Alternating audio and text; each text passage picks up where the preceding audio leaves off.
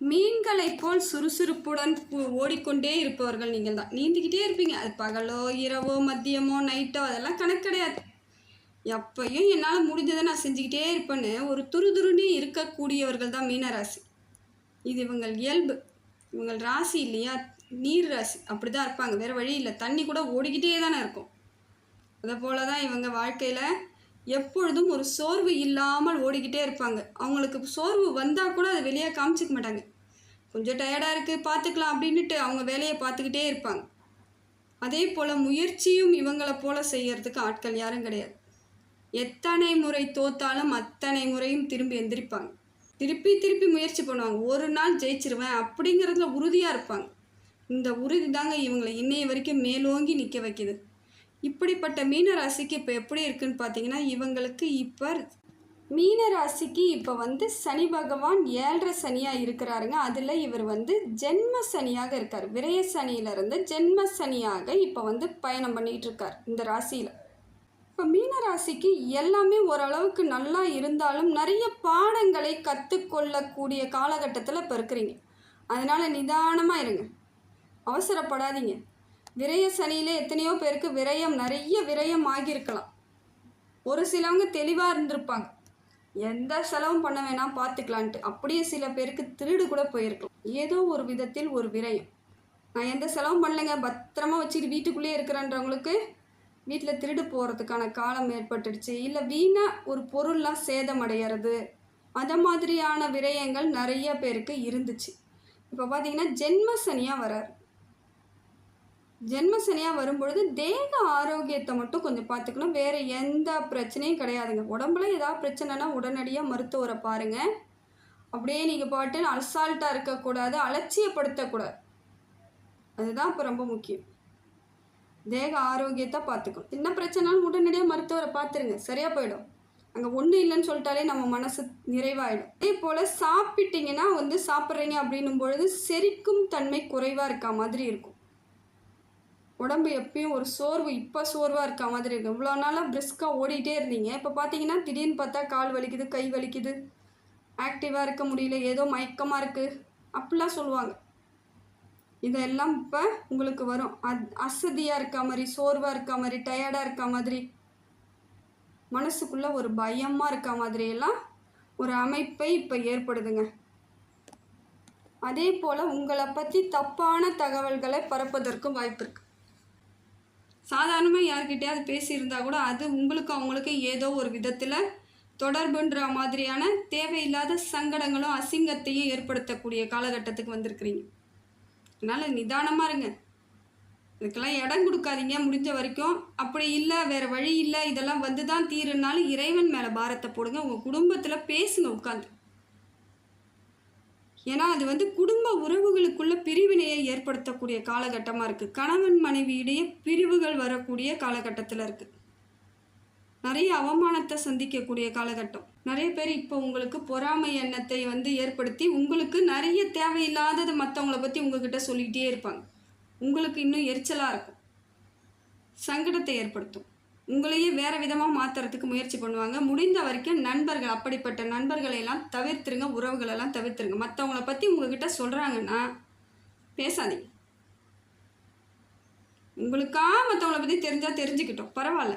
அதை பற்றி 1க்கு 2 மற்றவங்கள பற்றி உங்களை சொல்லி உங்களோடதை பற்றி மற்றவங்கக்கிட்ட சொல்லி நடுவில் அவங்க சிண்டு பிடிச்சி வச்சுட்டு ஜாலியாக இருக்கிறாங்க. அதுக்கெல்லாம் நீங்கள் இடம் கொடுக்காதீங்க. இந்த கொஞ்சம் கற்றுக்கணும், இந்த மாதிரியான பாடத்தை நீங்கள் கற்றுக்கிட்டு தான் ஆகணும். ஏன்னா அவங்க யார் எப்படின்னு நம்ம சொல்ல முடியாது. முடிந்த வரைக்கும் மற்றவர்களை பேசுவதை நீங்கள் தவிர்த்துருங்க, அதுதான் நல்லது. அதே போல் எந்த காரியம் செய்தாலும் தடையாகவே இருக்க மாதிரியான அமைப்பை இப்போ ஏற்பட்டுடும். ஏதோ ஒரு காரியம் செய்கிறோம், ஏதோ ஒரு வேலை செய்ய போகிறோம், வேலை தொடங்க போகிறீங்கன்னா அது முடியாது, இழுத்துட்டு கிடக்கும், ரொம்ப நாள் இழுக்கும் இல்லையா, அது பாதியிலே நின்றுடும்.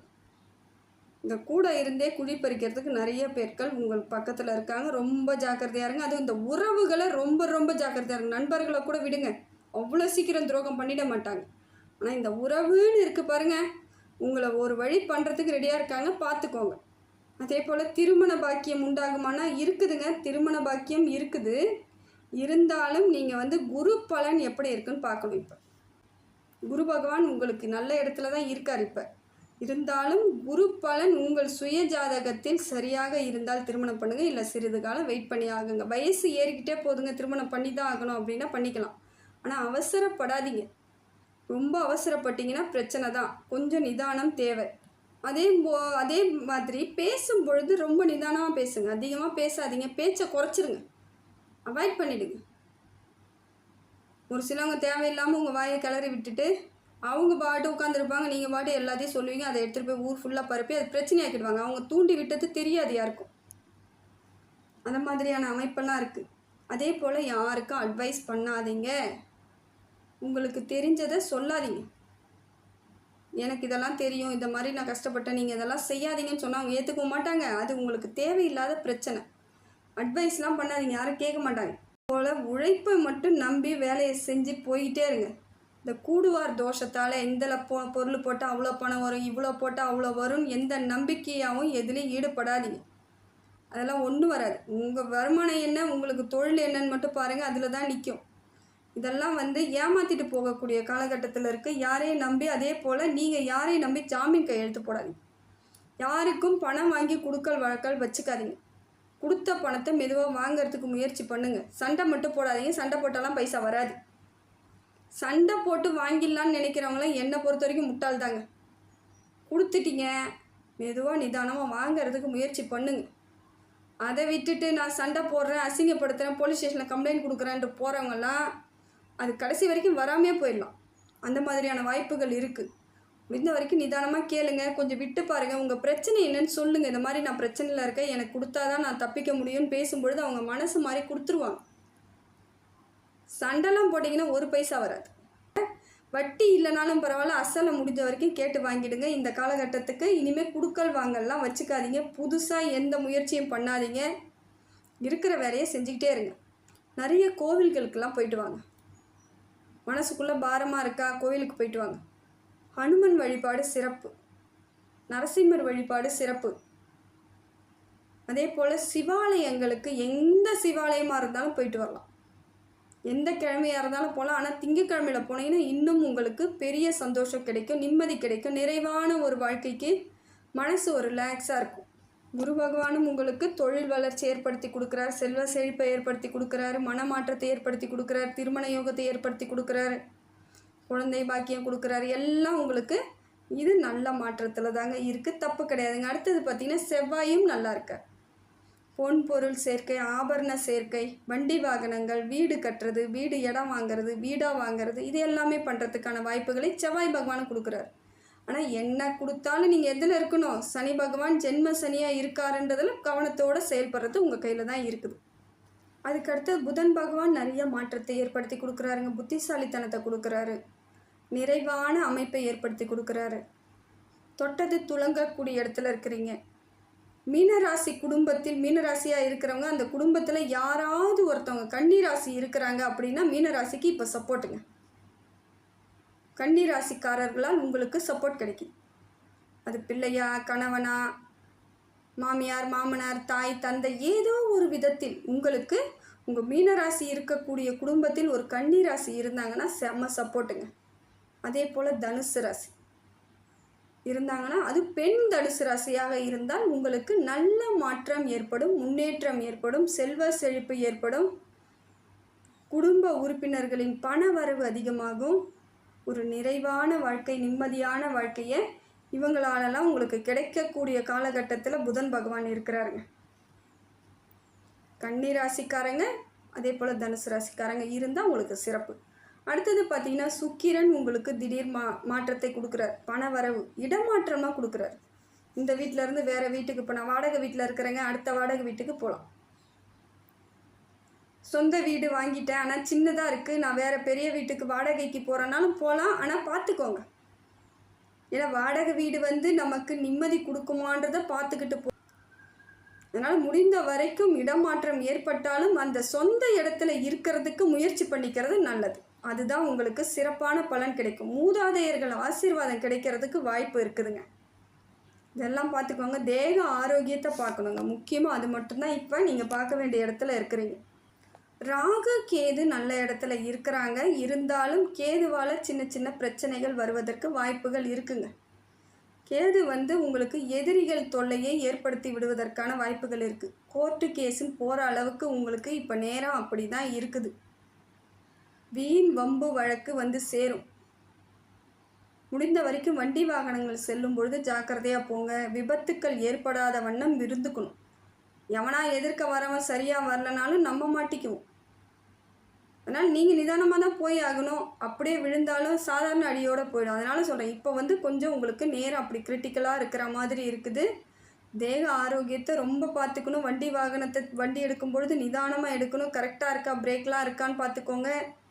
எந்த விதத்திலும் அவசரப்படக்கூடாது. ஆனால் ஆயுள் தீர்க்கம் உண்டு. உங்களுக்கு ஆயுள் தீர்க்கம் உண்டு.